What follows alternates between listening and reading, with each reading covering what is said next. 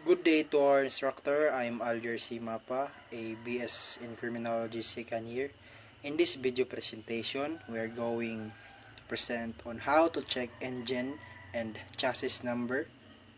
In this process, we are going to identify the chassis number of motorcycle through etching or scratching on the chassis number. So, let's begin.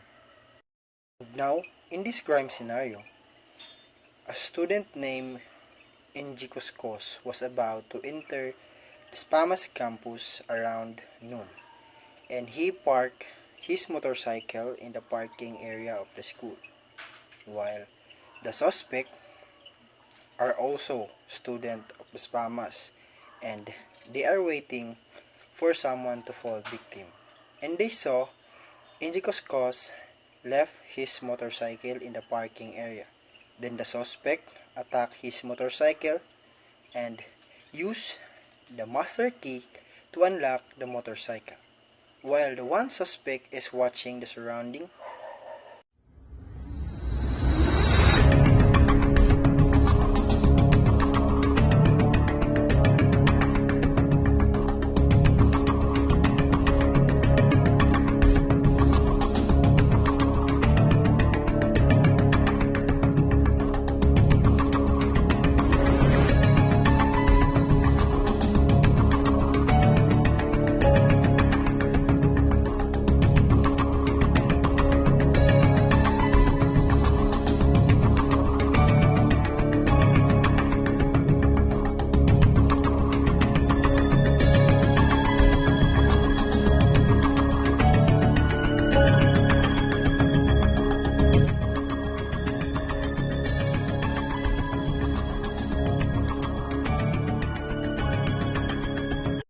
and soon after they were able to open the motorcycle with the use of master key, they immediately left with the stolen motorcycle.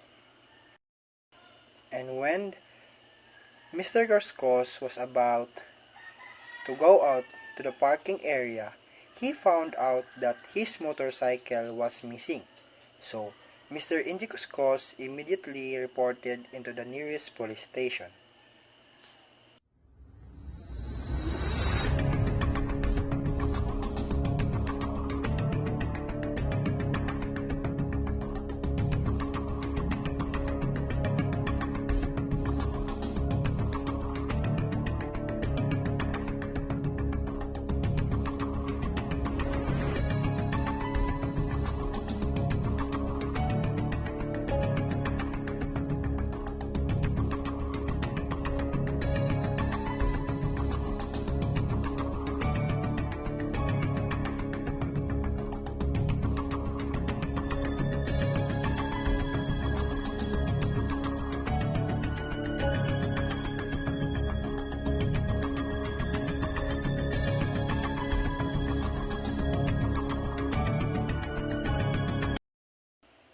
After 1 week, while the HPG were conducting a checkpoint, the suspects passed by with a stolen motorcycle, and while the suspects were at the checkpoint, the officer asked for the motorcycle papers, and they could not show any papers.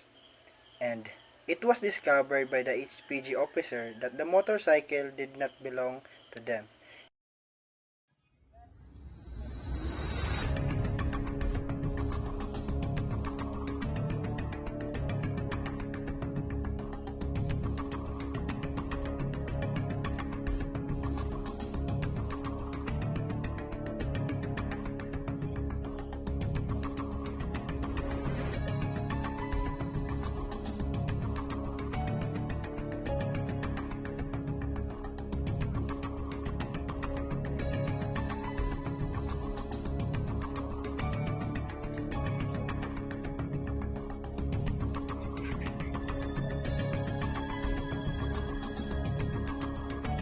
After that incident, the HPG received a report from the police regarding to the missing motorcycle, and the PNP Crime Laboratory immediately conducted an examination.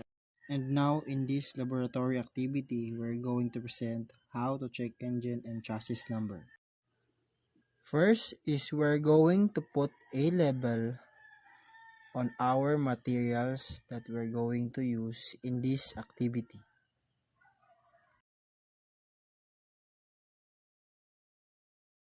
And now this is the materials that we're going to use: the Xerox copy of the ORCR, the bond paper, the scotch tape, measuring tape, pencil, carbon paper, and last one, the bond paper. So now we are ready for this laboratory activity.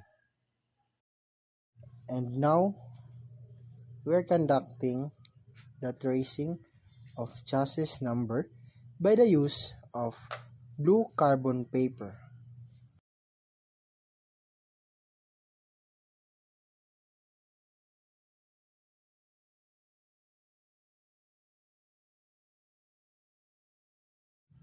Meanwhile, after putting carbon paper on the chassis, we are going to lift up by the use of scotch tape.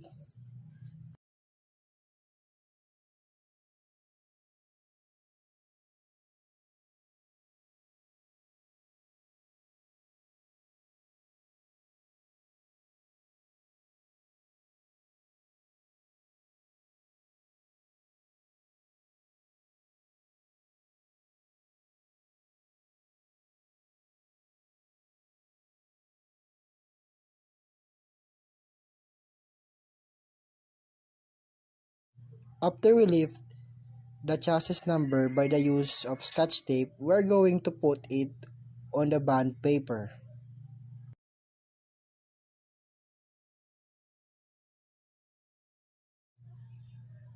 After we get the chassis number by the use of carbon paper, we are going to clean it, and we're going to do the next procedure, which is the stencil.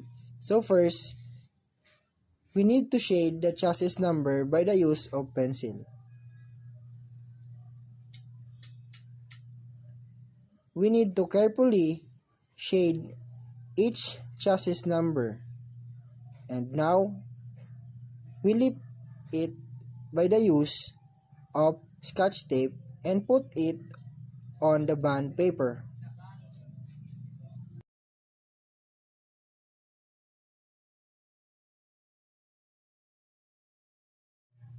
Next is we're going to trace the engine number by the use of carbon paper.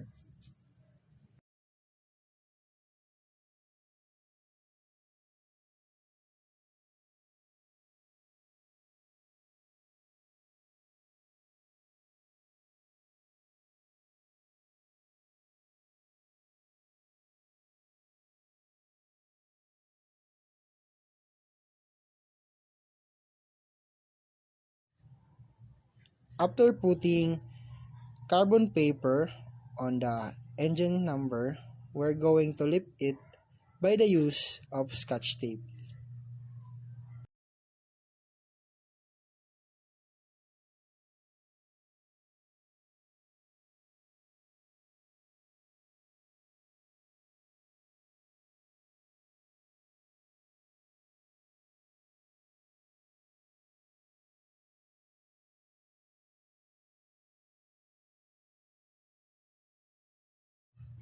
After we lift it, we're going to put it on the bond paper.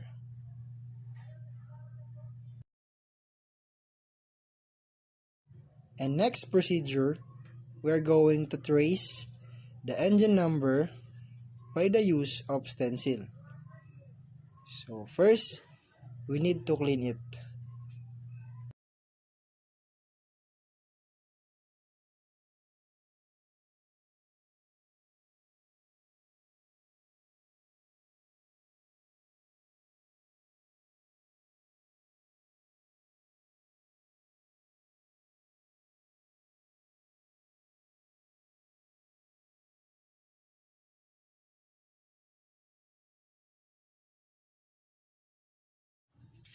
After shading by the use of pencil, we're going to lift it by the use of scotch tape.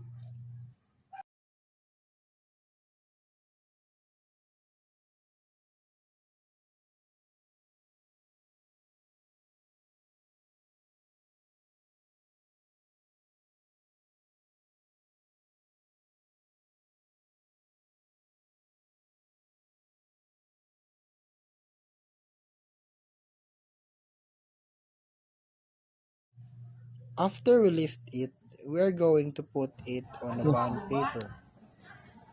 This is the stencil procedure.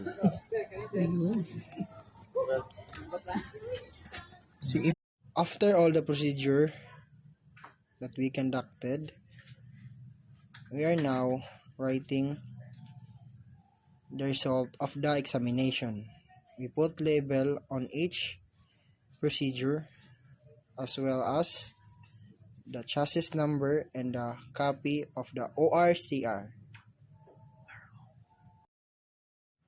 After all the procedure that we conducted, we proved that this chassis number and engine number match on the ORCR of Mr. Cuscos.